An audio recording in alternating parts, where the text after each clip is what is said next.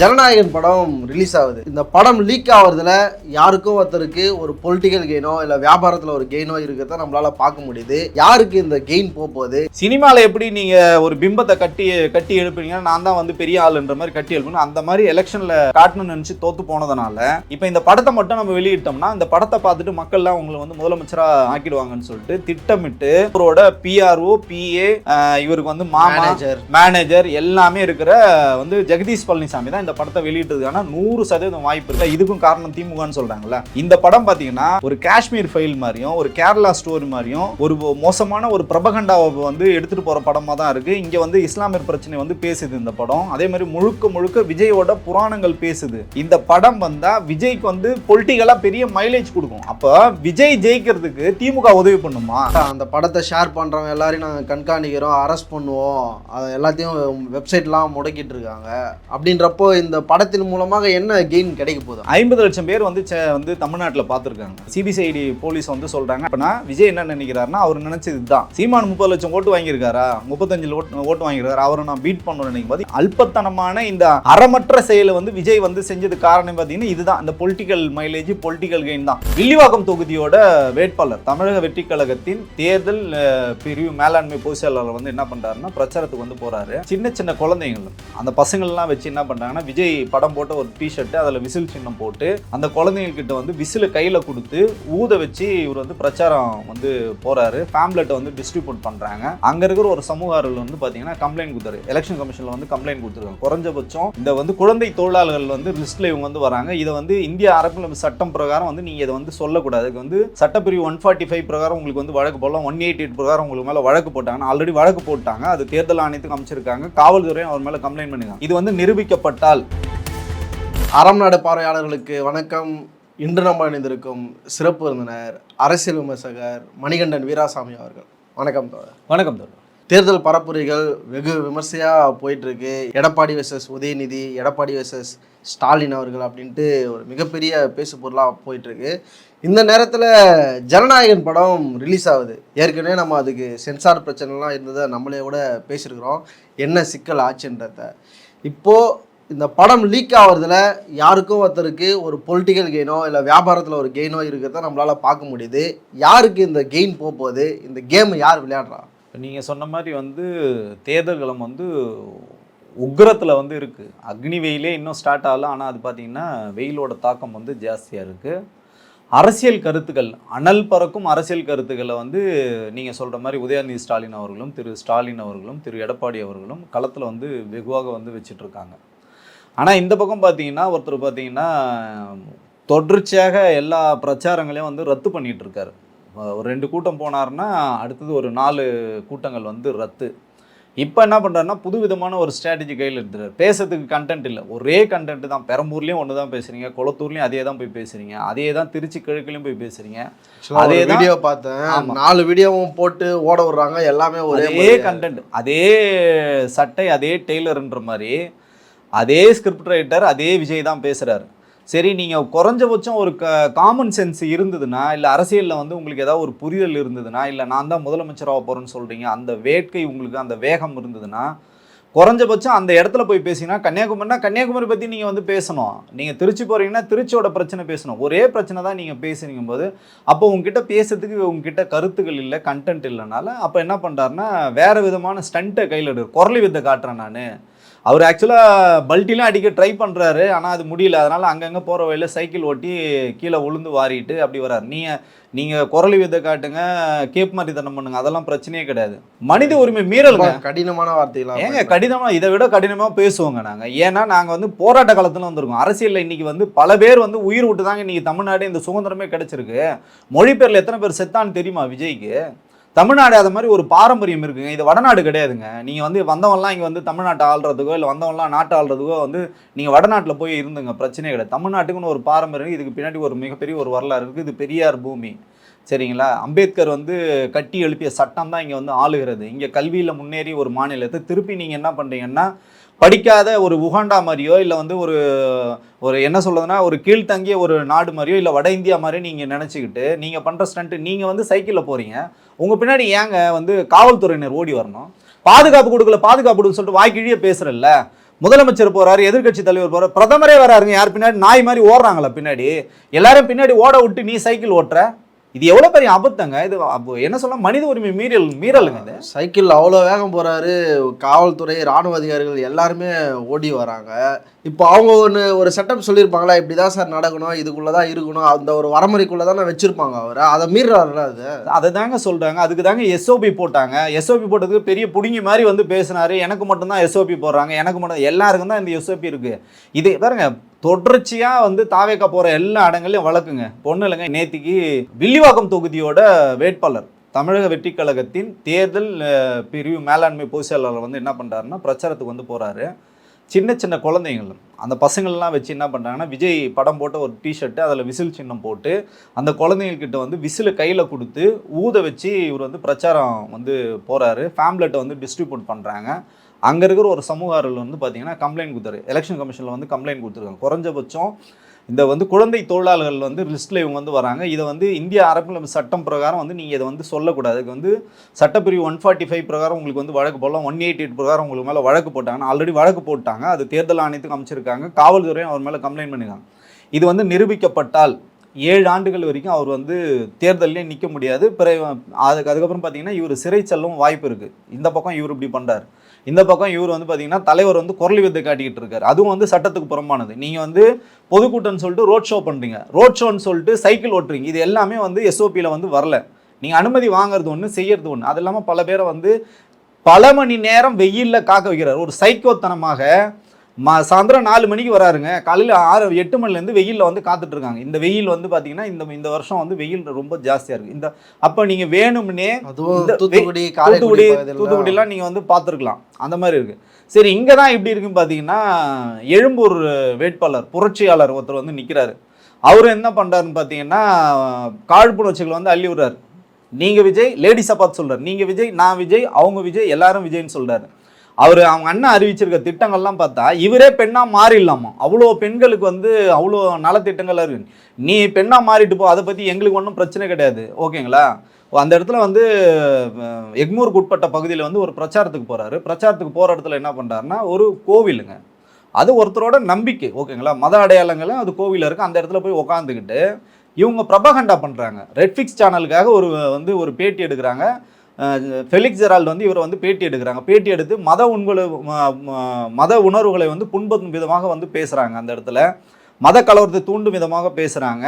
இங்கே வந்து இந்த இடத்துல வந்து இதுவே நிற்கும், போட்டே நிற்கும் அப்படின்ற மாதிரி உண்மைக்கு புறம்பான செய்திகளை வந்து சொல்கிறாங்க. அந்த இடத்துல அந்த கோவில் வந்து ஒரு தனியாருக்கு சொந்தமான ஒரு கோவிலில் அந்த இடத்துல போயிட்டு இவங்க எந்த விதமான அனுமதி வாங்க அத்துமீறி உள்ள நுழைஞ்சி மத உணர்வுகளை புண்படுது, மதங்களை வந்து இடையில வந்து கலவரங்களை தூண்டும் விதமாக பேசினாங்கன்னு சொல்லிட்டு அவங்க மேலே வந்து வழக்கு போட்டிருக்காங்க. அது காவல் நிலையத்திலே வந்து போயிருக்கு. இது வந்து நிரூபிக்கப்பட்டால் அவர் 8 ஆண்டுகளுக்கு சிறை செல்றதுக்கே வாய்ப்பு இருக்குது. ஒருவேளை வந்து ராஜ்மோகன் எழும்பூர் தொகுதியில் ஜெயிச்சாலும் அவர் வந்து தகுதி நீக்கம் செய்யப்படுற அளவுக்கு இந்த மாதிரி கீழ்த்தரமான வேலைகளை செய்கிறத விட்டுட்டு குறைஞ்சபட்சம் மக்கள் பணி செய்தாங்கன்னா நீங்கள் சொல்கிற மாதிரி ஏதோ ஒன்று எடுபடும்னு பார்க்கலாம். ஏன் களத்தில் வேட்பாளர்கள் இல்லையா? எப்படி புரிஞ்சல? அது மக்கள் கூட இருக்கிற மாதிரி தான் ஒரு தோற்றம் இருக்குது. களம் என்னவா இருக்குது? களம் வந்து பார்த்திங்கன்னா காலியாக இருக்கிறது. முன்னாடி ஒரு சொன்னார்ங்களா, 2 பேருக்கு தான் போட்டி, ஒன்று திமுக, இன்னொன்று தாவேக்கான்னு சொல்லலாம். இப்போ 2 பேருக்கு தான் போட்டி. தாவேக்காவும் தாவேக்கா தொண்டர்களுக்கு வந்து போட்டி. தாவேக்கா வந்து தொண்டர்களுக்கு எதுவுமே பண்ணுறது, தொண்டர்கள் வந்து கட்சி தலைவருக்கு எதுவுமே பண்ணுறது, கட்சி தலைவர் தொண்டருக்கு எதுவுமே பண்ணல. இந்த மாதிரி ஒரு குழப்பமான ஒரு சூழ்நிலையில் இவங்களுக்கு வந்து எலெக்ஷன் கேம்பெயினிங்கும் வந்து ஒழுங்காக பண்ணல. இவங்களுக்கு எந்த விதமான ஸ்ட்ராட்டஜியும் கையில் இல்லை. மக்கள் பிரச்சனையும் எங்கேயுமே பேசுகிறதே கிடையாது. கோஷ்டி பூசல் அதிகமாக இருக்குது. ஸோ இப்படி இருக்கிற சூழ்நிலையில் 234 நம்ம சொல்லவே முடியாது, 233 தான். ஒன்று வந்து பார்த்தீங்கன்னா எடப்பாடிக்கு தானம் கொடுத்துட்டாங்க. அந்த தொகுதியை வந்து என்ன நடந்தது அங்கே பார்த்தீங்கன்னா, அந்த வேட்பாளர் வந்து நிற்கிறாரு. அவர் பார்த்தீங்கன்னா வேண்டுமென்றே நிறைய தரவுகளை வந்து கொடுக்காம இருக்கார். அப்போ தேர்தல் நடத்தும் அலுவலர் வந்து அந்த கூப்பிட்றாரு, அந்த வேட்பாளர் வந்து கூப்பிட்றாரு. கூப்பிடும்போது வீட்டுக்கு போயிட்டு இது வந்து ஆவணங்கள் எடுத்துகிட்டு வரேன்னு சொல்லிட்டு போகிறவர் வந்து அப்ஸ்காண்ட் ஆகிட்டார். என்னடா அப்ஸ்காண்ட் ஆகிட்டாருன்னு பார்த்தா உடனே இவங்க கிளப்பி விட்டாங்க, திமுக எங்கள் வேட்பாளரை கடத்திட்டாங்க அப்படின்னு. இன்னொரு மாற்று வேட்பாளர் பார்த்தீங்கன்னா அவரோட மனைவி தான். 2 பேரும் பார்த்தீங்கன்னா வீட்டை வந்து பூட்டிட்டு கோட்டரை அடித்து குப்புரை போட்டு தூங்கிட்டார் அவர். ஆனா இவங்க ஊரெல்லாம் தேடிட்டு பார்த்தா அவர் வீட்டுக்குள்ள சேஃபா தூங்கி எழுந்து வெளில வராரு. இப்ப அப்படி ஒரு பாத்தீங்கன்னா பிரச்சனை நடந்தாலும் ஆதவர்ஜுனா அதை கிளைம் பண்றாரு. எடப்பாடி தொகுதியில வந்து எங்க வேட்பாளர் சோரம் போயிட்டாரு அப்படின்னு அவரே ஸ்டேட்மெண்ட் கொடுக்குறாரு. அந்த வேட்பாளரை போட்டது யாரு? விஜய் தானே போட்டார். அப்ப விஜய் சோரம் போயிட்டாருன்னு தான் நீங்க சொல்லணும். அப்ப யாரை நீங்க சட்டையை பிடிக்கணும்? விஜய் தானே நீங்க சட்டையை பிடிக்கணும். விஜய் தன் கைப்பட தேர்ந்தெடுத்த வேட்பாளர் தான் அந்த எடப்பாடியோட வேட்பாளர். நானே பார்த்தேன். அப்போ நீ யாரை சட்டையை பிடிக்கணும்? விஜய் தான் சட்டையை பிடிக்கணும். அப்போ அவர் சோரம் போயிட்டாருன்னா இந்த மாதிரி பல இடங்கள்ல வந்து அதிமுகவுக்கு வந்து தாவேக்காவோட வேட்பாளர்களும் சோரம் போனது உண்மைதான். ஸோ இப்படி தான் வந்து கிளம்புரு. இப்போ ஜனநாயகன் அதில் யாருக்கு கெயின் இருக்குது? அது என்ன கேம் அது? இப்போ ஜனநாயகன் படம் பார்த்தீங்கன்னா ஒரு மிகப்பெரிய ஒரு பொருள் செலவில் வந்து திரு விஜய் அவர்களோட கடைசி படம்னு வந்து சொல்கிறாங்க. இந்த படத்தை வந்து வெளியிடுறதுக்கு பார்த்தீங்கன்னா தீபாவளிக்கு ஃபஸ்ட்டு ரிலீஸ்னு சொன்னாங்க. அதுக்கப்புறம் வந்து பொங்கல் ரிலீஸ்னாங்க.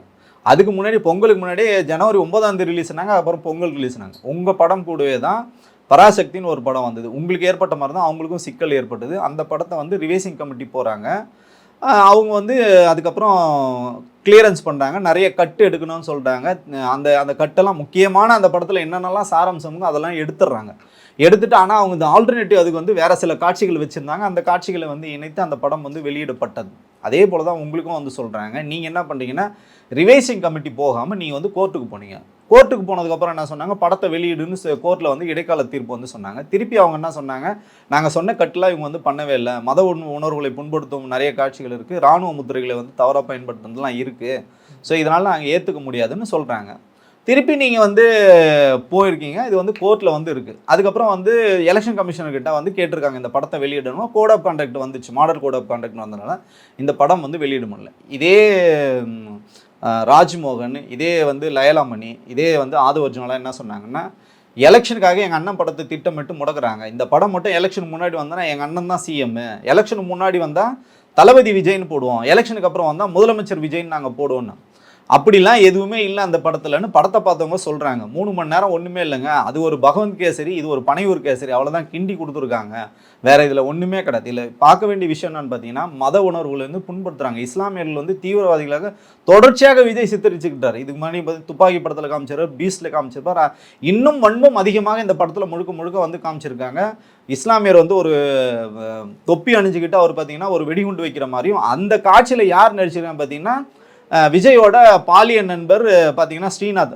அவர் வந்து ஒரு பிராமணர். எப்படி வெறுப்பை தூண்டுறாங்க பாருங்கள். ஒரு பிராமணர் ஒரு இஸ்லாமியரை போயிட்டு நீங்கள் வந்து குண்டு வைக்கிறீங்களே 5000 பேர் சாவாங்களா பரவாயில்ல நான் அல்லாஹ்க்காக பண்ணுறேன்னு எவ்வளோ தூரம் வந்து அதான் சொல்கிறேனே, இவ்வளோ தூரம் கீழ்த்தரமாக ஒருத்தனால சிந்திக்க முடியுமா? இவ்வளோ தூரம் வந்து காழ்ப்புணர்ச்சியோட ஒரு படத்தை எடுக்க முடியுமா? உனக்கு பணம் வேணுன்றதுக்காக இந்த மாதிரி வந்து கீழ்த்தரமான வேலையை விஜய் செய்கிறது தயவு செஞ்சு விஜய் வந்து நிறுத்திக்கணும். ஏன்னா நீங்கள் தான் கடைசி படம்னு சொல்கிறீங்க. இஸ்லாமியர்களோட பாதுகாப்பு சொல்ல வெக்கமே இல்லாமல் இந்த மாதிரி படத்தில் இந்த மாதிரி காட்சியை வச்சுட்டு நீ எப்படி போய் நோன்பு திறக்கும் நிகழ்ச்சிகளை போய் ரம்ஜான் பண்டிகை நிகழ்ச்சியில் போய் எப்படி நீ கலந்துக்கிற? இந்த பக்கம் திருப்பரங்குன்றத்துக்கு வாய் திறக்க மாட்டேன். அப்போ இதெல்லாம் என்ன தெரியுதுன்னா ஆர்எஸ்எஸ் வந்து இவரை வந்து இயக்குது. ஆர்எஸ்எஸோட கைக்குள்ளேயே இவர் செயல்படுறாரு தான் இதில் வெட்ட வெளிச்சம். இதில் வந்து சிறுபான்மை காவலன்ற உருட்டுலாம் விஜய் இதுக்கப்புறம் உருட்டுறதுக்கான தகுதியே வந்து கிடையாது. இப்போ படம் ரிலீஸ் ஆனதுக்கு யார் காரணம்? படம் ரிலீஸ் ஆனதுக்கு காரணம் பார்த்தீங்கன்னா முழுக்க களத்தில் இப்போ நம்ம சொன்ன மாதிரி ஒன்றுமே இல்லை. மக்கள்கிட்ட பேசுறது உங்களுக்கு கருத்து இல்லை. மக்கள்கிட்ட வந்து நீங்கள் நெருங்கவே இல்லை. அடிக்கிற வெயிலில் உங்களால் போய் எதையுமே எதிர்கொள்ள முடியல. 6 மணிக்கு மேலே வர ஆட்டோ வேற ஓடாது. நீங்கள் பாருங்கள் அவர் பிரச்சார நிகழ்ச்சிகள்லாம் பாருங்கள். மதியம் 2 மணிக்கு 1 மணிக்கு 4 மணி அதிகபட்சமாக 4 மணிக்கு மேலே எங்கேயுமே அவர் வந்து பேசுகிறதே கிடையாது. ஸோ இப்படி ஒரு சூழ்நிலை களத்தில் உங்களுக்கு நல்லாவே தெரிஞ்சு போச்சு. இப்போ தொண்டர்களும் வேலை செய்ய மாட்டாங்க, மக்களுக்கும் உங்களுக்கு அங்கீகாரம் இல்லாததுனால. அப்போ ஒரே வழி என்னன்னு பார்த்தீங்கன்னா சினிமாவில் எப்படி நீங்கள் ஒரு பிம்பத்தை கட்டி எழுப்புறீங்கன்னா நான் தான் வந்து பெரிய ஆளுன்ற மாதிரி கட்டி எழுப்பணும். அந்த மாதிரி எலெக்ஷனில் காட்டணும்னு நினச்சி தோற்று போனதுனால இப்போ இந்த படத்தை மட்டும் நம்ம வெளியிட்டோம்னா இந்த படத்தை பார்த்துட்டு மக்கள்லாம் உங்களை வந்து முதலமைச்சராக ஆக்கிடுவாங்கன்னு சொல்லிட்டு திட்டமிட்டு வந்து என்ன சொல்றதுன்னா அவரோட பிஆர்ஓ பிஏ இவருக்கு வந்து மேனேஜர் எல்லாமே இருக்கிற வந்து ஜெகதீஷ் பழனிசாமி தான் இந்த படத்தை வெளியிட்டதுக்கான 100% வாய்ப்பு இருக்குது. ஏன் அதை நம்ம அவ்வளோ தெளிவாக சொல்கிறோன்னா இந்த படம் முழுக்க பார்த்தீங்கன்னா ஒரு HD 4K குவாலிட்டியில் வந்து அந்த படம் வந்திருக்கு. அதில் வந்து பார்த்தீங்கன்னா எடிட் மார்க் இருக்குது. என்னென்னா பார்த்தீங்கன்னா உங்களுக்கு வந்து எடிட் ரெஃபரன்ஸ் தான் அதில் இருக்குது. 14/1/2026 இருக்கிறதுனால அப்போ எடிட்டிங்லேருந்து தான் இந்த படம் வந்து வெளியே இருக்குது. அப்போ எடிட்டிங்லேருந்து வெளியில் வருதுன்னா யாருக்கிட்ட இருக்கிறதோட ரைட்ஸ் இருக்கும்? தயாரிப்பாளர்கிட்ட மட்டும்தான் இருக்கும். இவர் தான் இந்த படத்துக்கு கோ ப்ரொடியூசர். இது ஒரு எடிட்டர் மேலே பழிய தூக்கி போடுறாங்க, அதையும் பார்க்க முடியுது. இல்லை எடிட்டர் பர்பஸில் இருந்தது தயாரிப்பாளர் தான் வெளியிட்டு இருக்க முடியும்னு சொல்லலாம். எடிட்டருக்கு அந்த ரைட்ஸ் கிடையாதுங்க. அவருக்கு அந்த தேவையும் கிடையாது. இல்லை அது இப்போ தேவையும் கிடையாது, அவங்க வந்து வெளியிடவும் முடியாது. அவங்களுக்கு புரிய மாட்டேங்குது எல்லாருக்கும். என்ன எடிட்டர் தான் வெளியிட்டார். எடிட்டர்னு பார்த்தீங்கன்னா அவர் ஒரு தொழில் முறையில் வேலை பார்க்குறாரு. அவருக்கு தெரியும் இது வந்து சிக்கலாச்சுன்னா அது எவ்வளோ தூரம் வந்து பாதிக்கணும். ஏன்னா அவர் ஒரு தொழில் சங்கத்தில் பதிவு செஞ்சு வந்திருக்காரு. ஓகேங்களா, அவருடைய கேரியரும் யூனியனில் இருக்கார். அவரோட கேரியர் இந்த படத்தை வச்சு தான் அவங்க அடுத்த படத்துக்கு வந்து நகருவாங்க. அதுவும் வந்து மிகப்பெரிய ஒரு பட்ஜெட் படம், அது மிகப்பெரிய ஒரு பொறுப்பில் இருக்கவங்க, சும்மா ஒரு சின்ன ரோலில் இருக்கவங்கலாம் வந்து கிடையாது. அந்த மாதிரி இருக்கும்போது ஒரு எடிட்டர் மேலே பழியை போட்டுட்டு தப்பிக்கலாம் முடியாது. இது முழுக்க முழுக்க பார்த்தீங்கன்னா இதை யார் டிசைட் பண்ணுவாங்கன்னு பார்த்தீங்கன்னா வந்து கூகுள் டிரைவில் இருந்தது, அதை ஆக்ட் பண்ணிட்டாங்க அப்படின்னு சொல்கிறேன். அப்படிலாம் ஆக்ட் பண்ணவே முடியாதுங்க. இன்றைக்கி வந்து பார்த்தீங்கன்னா சிஸ்டம்லாம் அவ்வளோ தூரம் வந்து செக்யூர்டாக வந்து இருக்குது. அப்படிலாம் வந்து பண்ணவே முடியாது. க்ளவுடில் இருந்தோ டிரைவில் இருந்தோ ஆமாம் எடுக்கவே முடியாது. அந்த மாதிரிலாம் யாருமே இதை யார் பார்த்தாங்கன்னா கொடுத்துருக்காங்க. எப்படி கொடுத்துருக்காங்கன்னா தயாரிப்பு நிறுவனம் சைட்லேருந்து தான் வந்து கொடுத்துருக்காங்க. சின்ன சின்ன பசங்களை வச்சு இதை வந்து வெளியிட்டிருக்காங்க. அதில் வந்து மாற்றுக்கிறது இல்லை. இப்போ நான் என்ன கேட்குறேன்னா, அதை அப்லோட் பண்ணுவாங்க, அதை வந்து வெளியிட்டவங்களை வந்து நீங்கள் அரெஸ்ட் பண்ணுறீங்களா? கொடுத்தவன் அவனை பிடிக்கணும்ல. சோர்ஸே மெயின் சோர்ஸ் அங்கே தானே. விஜயினோட உத்தரவின் பேரில் தயாரிப்பு நிறுவனம் வந்து ஜெகதீஷ் பழனிசாமி தான் இதை வெளியிட்டு இருக்க முடியும். ஏன் அப்படின்னா இப்போ நீங்கள் சொல்கிறீங்களா இதுக்கும் காரணம் திமுகன்னு சொல்கிறாங்களா? இந்த படம் பார்த்தீங்கன்னா ஒரு காஷ்மீர் ஃபைல் மாதிரியும் ஒரு கேரளா ஸ்டோரி மாதிரியும் ஒரு மோசமான ஒரு பிரபகண்டாவை வந்து எடுத்துகிட்டு போகிற படமாக தான் இருக்குது. இங்கே வந்து இஸ்லாமியர் பிரச்சனை வந்து பேசுது இந்த படம். அதே மாதிரி முழுக்க முழுக்க விஜயோட புராணங்கள் பேசுது.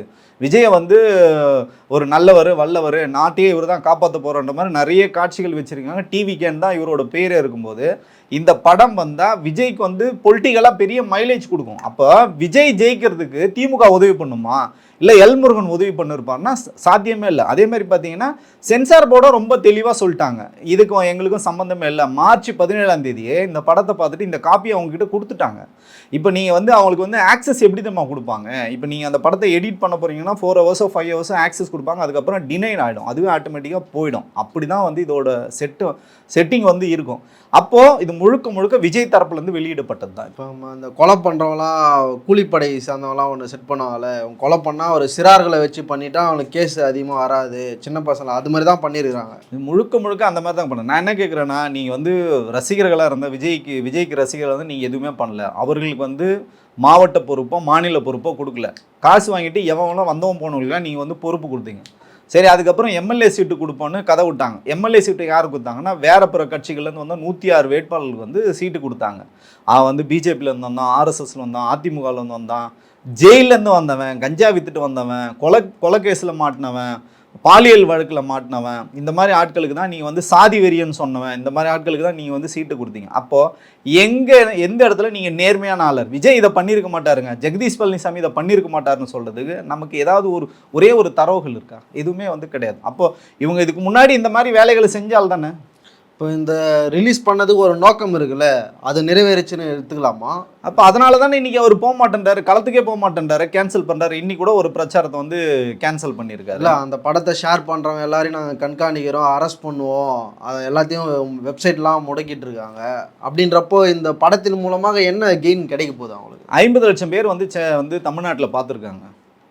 வந்து சிபிசிஐடி போலீஸ் வந்து சொல்கிறாங்க 50 லட்சம் பேர் இந்த படத்தை பார்த்துருக்காங்க. அப்போனா விஜய் என்ன நினைக்கிறாருன்னா, அவர் நினச்சது இதுதான். சீமான் 30 லட்சம் ஓட்டு வாங்கியிருக்காரா, 35 ஓட்டு வாங்கியிருக்காரு, அவரை நான் பீட் பண்ணணும்னு நினைக்கும் போது இப்போ இன்றைக்கி 50 லட்சம் பேர் விஜய் நினச்சேன். அது அவர் நினச்சாங்க 3 கோடி பேர் 4 கோடி பேர் பார்ப்பாங்கன்னு நினச்சாங்க. அது வந்து போய் சேரலை. 50 லட்சம் பேர் பார்த்துருக்காங்கன்னா இவங்க நம்புகிறாங்க. அந்த 50 லட்சம் பேரும் குடும்பம் இது. ஸோ நமக்கு வந்து 2 கோடி ஓட்டு வந்துடும் விஜய் வந்து நம்புறாரு. இந்த அல்பத்தனமான இந்த அறமற்ற செயலை வந்து விஜய் வந்து செஞ்சது காரணம் பார்த்தீங்கன்னா இதுதான், இந்த பொலிட்டிக்கல் மைலேஜ், பொலிட்டிக்கல் கெயின் தான். அவர் நம்புறாரு இன்னைக்கு 1 கோடி பேராவது இன்னைக்கு இந்த படத்தை பார்த்துட்டு ஓட்டு போடுவாங்கன்னு. உள்ளபடியே நீங்கள் அரெஸ்ட் பண்ணணும்னு பார்த்தீங்கன்னா யார் அரெஸ்ட் பண்ணுவீங்கன்னா ஜெகதீஷ் பழனிசாமி தான் இந்த படத்தில் வந்து நீங்கள் அரெஸ்ட் பண்ணணும். இப்போ சிபிசிஐடி வழக்கு இந்த நோக்கி போகுமா, அந்த கிரைம் பெஞ்ச் எடுக்கிற வழக்கு எந்த அளவுக்கு போகும்னு நமக்கு வந்து தெரியல. ஏன்னா இப்போ பார்த்தீங்கன்னா தேர்தல் கமிஷன் கையில் தான் இந்த அதிகாரம் வந்து இருக்குது. காவல்துறை முழுக்க தேர்தல் கமிஷன் கட்டுப்பாட்டில் தான் இருக்குது. அது இல்லாமல் மத்திய அரசாங்கம் வந்து விஜய்க்கு ரொம்ப நெருக்கமாக இருக்கிறதுனால எனக்கு தெரிஞ்சு இந்த பெருசாக வழக்கெல்லாம் போகிறதுக்கான வாய்ப்பு இல்லை. அப்படியே எப்படி வந்து உங்களுக்கு கரூர் சம்பவம் எப்படி இன்றைக்கி அப்படியே செயலில் இருந்து போய் கிடக்குதோ அந்த மாதிரி தான் இந்த வழக்கம் இருக்கும். கடைசியில் இவங்க வந்து என்ன சொல்லுவாருன்னா, இந்த படத்தை நான் காம்பன்சேட் பண்ணுறதுக்காக, இதில் ஏற்பட்ட நஷ்டத்தை நான் வந்து சரி பண்ணுறதுக்காக கேவிஎன் நிறுவனத்துக்கு இன்னொரு படம் பண்ணுறேன்னு அண்ணன் வந்து எலெக்ஷன் முடிஞ்ச உடனே வரப்போகிறாரு. அதுதான் நடக்கும். திருப்பியும் என்ன பண்ணுவாங்க, எல்லாரும் மக்கள் பொதுஜன மக்கள் வந்து பாருங்கள், விஜய் வந்து எலெக்ஷனில் திட்டமிட்டு திமுக வந்து தோற்கடிச்சிச்சு, திருப்பி இந்த படத்தை நாங்கள் ஜெயிக்க வைப்போம்னு சொல்லிட்டு விஜய்க்கு முட்டு கொடுக்க ஆரம்பிச்சிடும். பொறுத்திருந்து பார்ப்போம்னா. அரங்கத்திற்கு வந்து பல்லவ தலை பண்ண ரொம்ப நன்றி.